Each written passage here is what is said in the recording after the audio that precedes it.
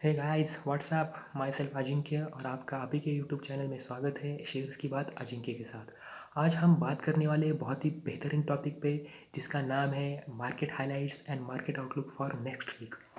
तो इसमें हम देखेंगे ग्लोबल मार्केट की, देखेंगे क्या कर रहा है, कैसा कर रहा है। उसके साथ ही साथ हम एशियन मार्केट देखेंगे कैसा चल रहा है, साथ ही साथ डोमेस्टिक मार्केट देखेंगे हमारा, और साथ ही साथ सेक्टर स्पेसिफिक जो रैली चल रही है हमारे मार्केट में कुछ दिन पहले से, हम देखेंगे कि आने वाले दिनों में भी क्या हो सकता है सेक्टर में। तो पहले हम डिस्कस करेंगे ग्लोबल मार्केट। ग्लोबल मार्केट में हम डिस्कस करेंगे यूएसए मार्केट और साथ ही साथ यूरोपियन मार्केट।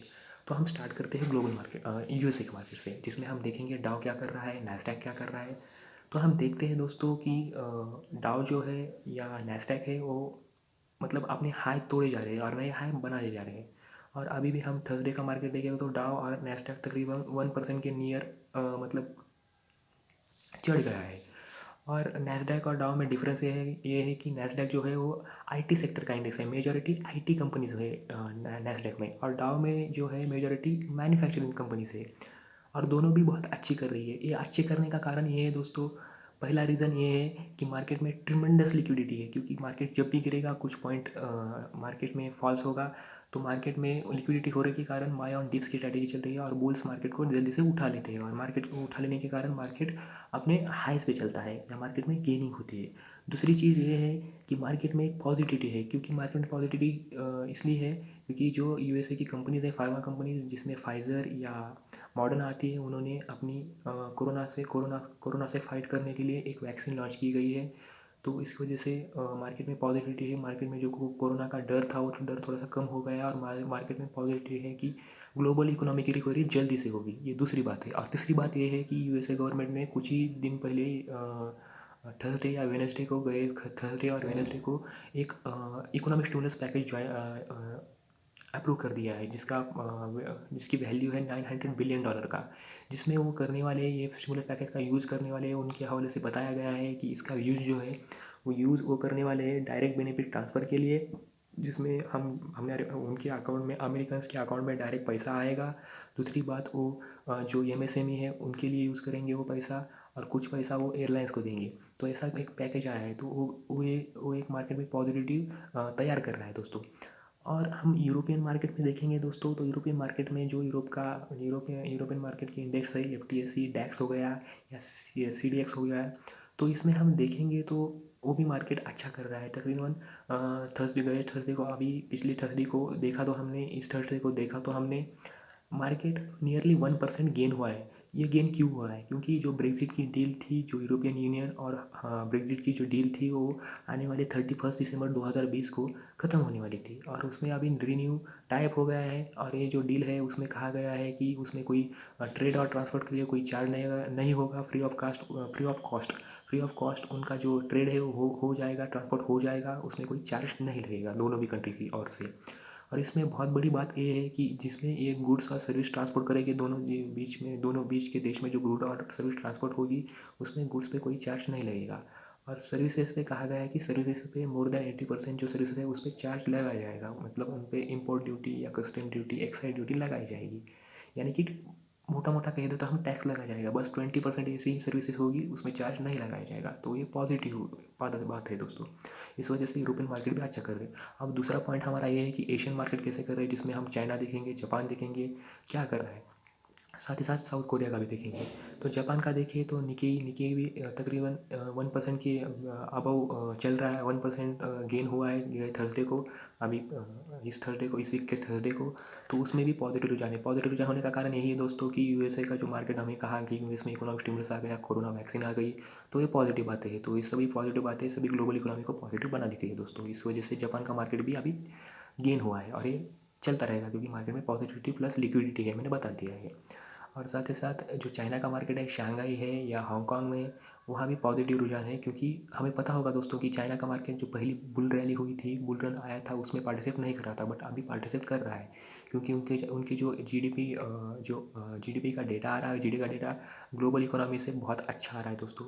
चाइना एक ऐसी इकोनॉमी है जिसमें कि Q1 और Q2 का डेटा जो था, जीडीपी ग्रोथ रेट था, वो बस एक ही कंट्री का पॉजिटिव था, वो था चाइना दोस्तों।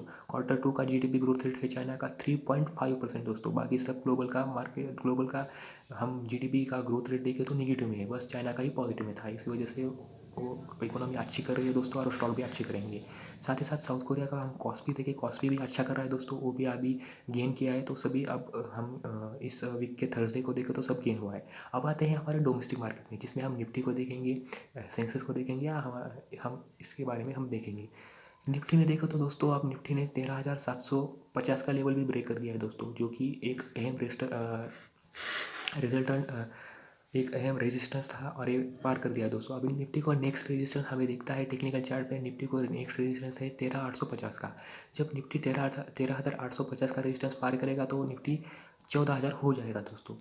और निफ्टी को सपोर्ट नीचे है तो दोस्तों 13,680 का सपोर्ट है दोस्तों।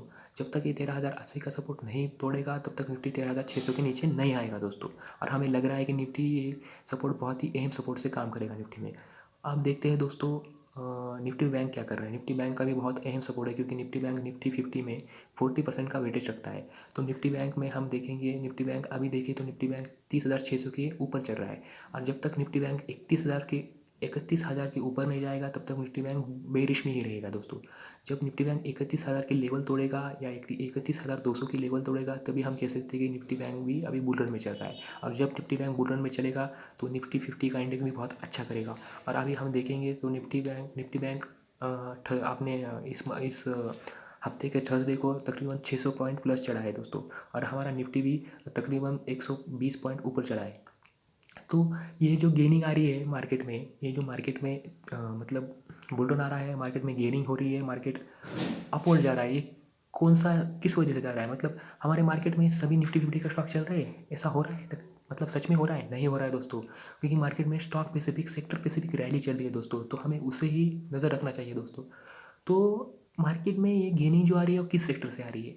तो मैं कुछ सेक्टर के नाम बता देता हूँ दोस्तों। हम वन बाय वन सेक्टर देखेंगे कहाँ से हमें ये जो ग्रोथ है या मार्केट में अपवर्ड आ रहा है, अपवर्ड मूवमेंट आ रहा है, ये कहाँ से आ रहा है। तो पहला हम देखेंगे दोस्तों आईटी सेक्टर। आईटी सेक्टर बहुत ही बेहतरीन कर रहा है दोस्तों, बहुत ही बेहतर रैली दे रहा है। इस वजह से निफ्टी का जो इंडेक्स है वो निफ्टी का इंडेक्स अपवर्ड जा रहा है।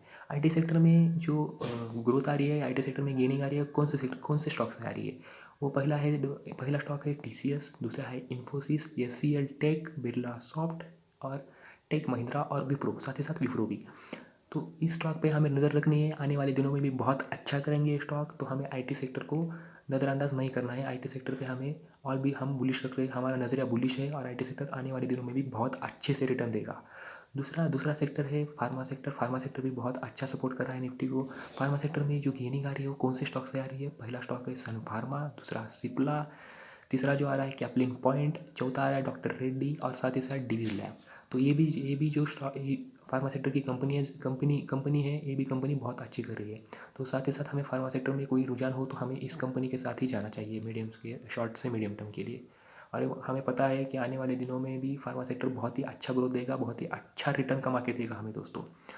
तीसरा सेक्टर हमें दिखता है रियल इस्टेट। रियल इस्टेट क्यों ग्रोथ कर रहा है, रियल इस्टेट क्यों सपोर्ट कर रहा है निफ्टी को? क्योंकि जो नए घर होते हैं, नए घर को रजिस्ट्रेशन करने में जो स्टैम्प ड्यूटी लगता है उसमें 50% की मतलब रिडक्शन कर दिया है चार्ज में। जो स्टैम्प ड्यूटी है, स्टैम्प ड्यूटी में 50% की रिडक्शन कर दिया है। तो इस वजह से जो नए घर लेने में जो रुझान हो रहा है लोगों का, वो बहुत बढ़ गया है दोस्तों। इस वजह से रियल इस्टेट भी गेन कर रहा है। दूसरा कारण ये है रियल इस्टेट बढ़ने का, क्योंकि सभी आप कोरोना है तो सब वर्क फ्रॉम होम कर रहे हैं। वर्क फ्रॉम होम करने का कारण ये है, वर्क फ्रॉम होम करने से लोग घर में बैठ के सभी काम करें, और घर में बैठने काम करने का एक इमोशनल अटैचमेंट बन जाती है कि हम घर में बैठे तो हमारा घर अच्छा साफ़ सुथरा होना चाहिए, अच्छा सा कंफर्ट होना चाहिए, अच्छा सा नया वाला घर होना चाहिए, क्योंकि हम काम तो हमारा दिन यही बिता रहे हैं। तो इस वजह से भी लोगों की मेंटेलिटी चेंज हो रही है, और लोग नए घर बाय कर रहे हैं दोस्तों।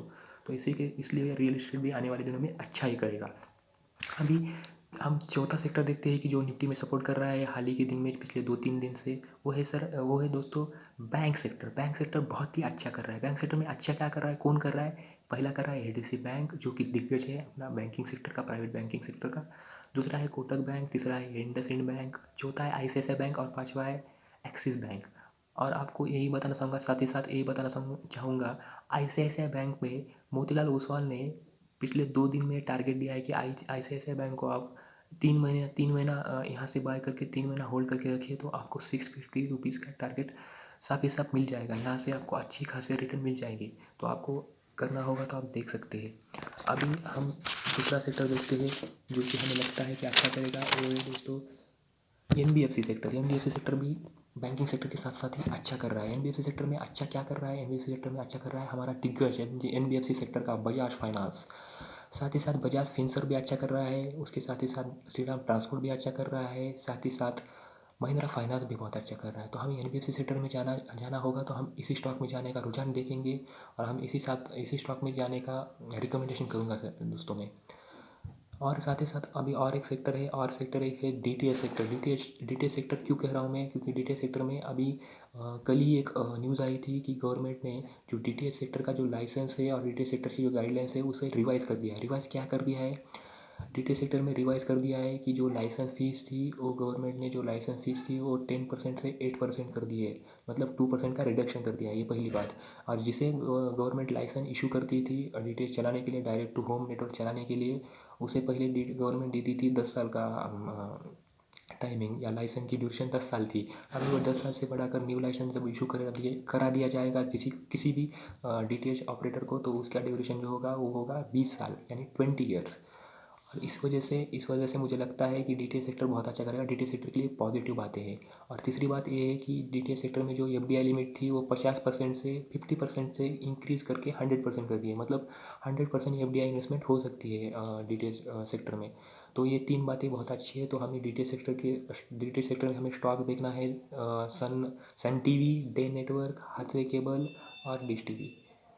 और चौथा सेक्टर, उसका आगे का सेक्टर, और एक सेक्टर है जो है टेलीकॉम सेक्टर। टेलीकॉम सेक्टर भी बहुत अच्छा कर रहा है। हमें पता है कि टेलीकॉम सेक्टर में आगे जाके बहुत अच्छी ग्रोथ होने वाली है, क्योंकि वर्क फ्रॉम होम होने वाला है। वर्क फ्रॉम होम का जो चल रहा है अभी कंडीशन चल रही है कोरोना के कारण, और जिसमें डेटा कंजप्शन बढ़ा है लोगों का, तो इस वजह से जो टेलीकॉम सेक्टर की कंपनियाँ हैं, दिग्गज कंपनियाँ, रिलायंस जियो, भारती एयरटेल, वोडाफोन आइडिया, इनको बहुत सारा मतलब प्रॉफिट हो रहा है और आगे जाके होगा। क्योंकि ये जो सेक्टर ऐसा सेक्टर है, मुझे लगता है कि ये सेक्टर की जो मतलब जो डिफ़िकल्टीज़ थी, जो मतलब मैं कह सकूँ कि जो मतलब एक क्रिटिकल सिचुएशन थी, उसमें से बाहर आता आता हुआ दिख रहा है और आगे जाके इनको कोई प्रॉब्लम नहीं लग रहा है मुझे।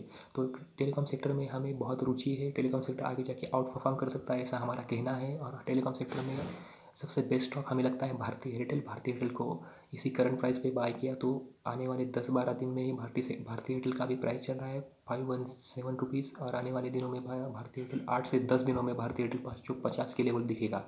और जब 550 के लेवल ब्रेक करेगा वो 600 रुपीज़ को जल्दी से जल्दी, मतलब 1 से 2 मंथ में ही जाएगा। और साथ ही साथ टेलीकॉम सेक्टर इक्विपमेंट भी एक कंपनी है, तेजस नेटवर्क। बहुत छोटी कंपनी है तेजस नेटवर्क, बहुत छोटी कंपनी है, बहुत बढ़िया कंपनी है, स्मॉल कैप की कंपनी है। बट उनका रिजल्ट देखे हम तो रिजल्ट बहुत अच्छा है। उनके रिकॉर्ड या उनका डेटा जो आ रहा है बहुत अच्छा निकल के आ रहा है। और उन पे भी हमारा मतलब रुझान बन रहा है कि हमें यहाँ इस कंपनी में मीडियम से लॉन्ग टर्म के लिए इन्वेस्ट करके चलना चाहिए।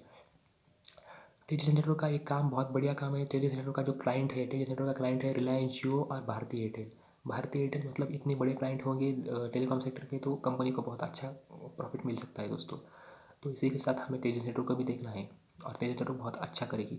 और मुझे लगता है मार्केट जो है आने वाले दिनों में, मतलब आने वाले हफ्ते में मार्केट जो है निफ्टी बैंक आउट परफॉर्म करेगा। निफ्टी बैंक 31,200 के लेवल आने वाले सेशन में उसको मतलब पार करेगा। साथ ही साथ जो निफ्टी है, निफ्टी मुझे लगता है आने वाली जो एक्सपायरी है, मतलब ईयर की एक्सपायरी है और मंथ की एक्सपायरी, जो कि